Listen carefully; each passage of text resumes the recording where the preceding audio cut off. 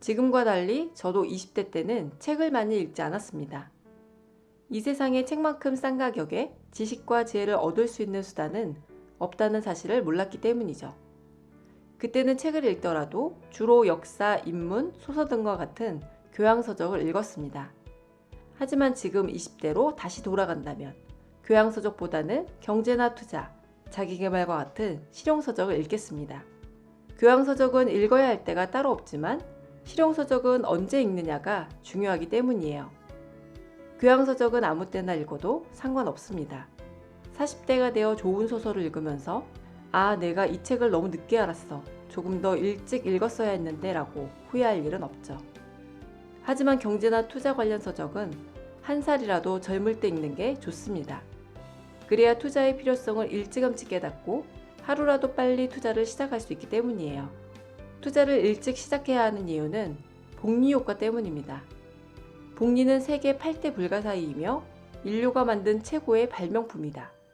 아는 사람은 돈을 벌고 모르는 사람은 손해를 본다. 천재 물리학자 아인슈타인이 한 말인데요. 경제적으로 자유로워지려면 한 살이라도 젊을 때 투자를 시작하는 게 중요합니다.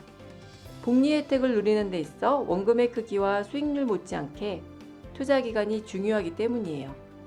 종잣돈 5천만 원을 복리로 투자한다고 했을 때 25살에 투자를 시작한 사람은 연평균 16%의 수익률만으로도 45살에 10억을 모을 수 있지만 35살에 투자를 시작한 사람이 45살에 10억을 모으려면 무려 연 35%의 수익률을 달성해야 하죠.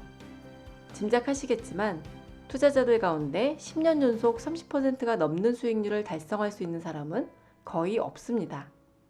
전설적인 투자자인 워렌 버핏과 피터 린치조차 연수익률 30%를 넘기지는 못했죠.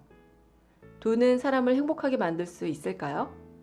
한 연구에 의하면 1억 원 정도까지는 행복감을 느끼는 데 도움이 되지만 그 이후부터는 효과가 커지지 않는다고 해요.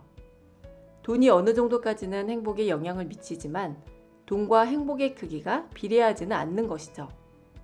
하지만 생활 만족도라는 측면에서 보면 한계가 없다고 합니다. 5억, 10억, 20억.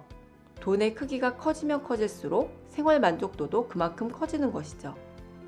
하고 싶지 않은 일은 다른 사람에게 맡기는 방법으로 시간의 자유를 얻을 수 있고 하고 싶은 경험을 마음껏 할 수 있기 때문이에요. 자본주의 사회에서 살아가면서 받게 되는 스트레스의 대부분은 돈 때문입니다. 돈에 대한 스트레스에서 벗어나면 정신건강은 물론이고 생활의 만족도도 올라가죠. 젊었을 때는 취직만 하면 모든 게 해결되는 줄 알았습니다. 평범한 월급쟁이가 저축만 하고 돈을 불리는 법에 대해 관심을 두지 않으면 평생을 노동의 굴레에서 벗어날 수 없다는 단순한 원리조차 몰랐어요. 누가 저에게 20대 때 가장 후회되는 일이 무엇이냐고 묻는다면 저는 투자를 하지 않은 것이라고 대답할 겁니다.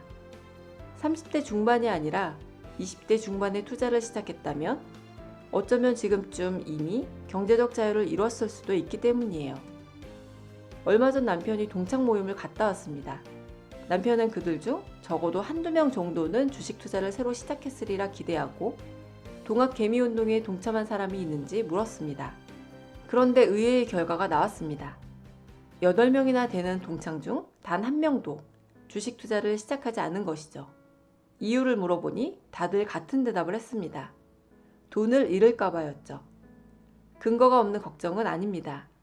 많은 사람들이 주식 투자로 돈을 잃기 때문이죠. 하지만 그들이 놓치고 있는 것이 있습니다. 우리가 자본주의 시스템 하에서 살고 있다는 거예요. 우리가 살아가는 자본주의 세상에서는 시간이 갈수록 자산의 가치는 오르고 화폐의 가치는 하락합니다. 네, 맞습니다. 투자를 하면 돈을 잃을 수도 있어요. 하지만 그럼에도 불구하고 우리는 하루라도 빨리 투자를 해야 합니다. 투자를 하지 않으면 가장 확실하게 돈을 잃기 때문이에요. 안전은 도모하면 할수록 멀어지고 기회는 찾으면 찾을수록 안전을 가져다 줄 가능성이 높아진다. 지금까지 YSTV였습니다.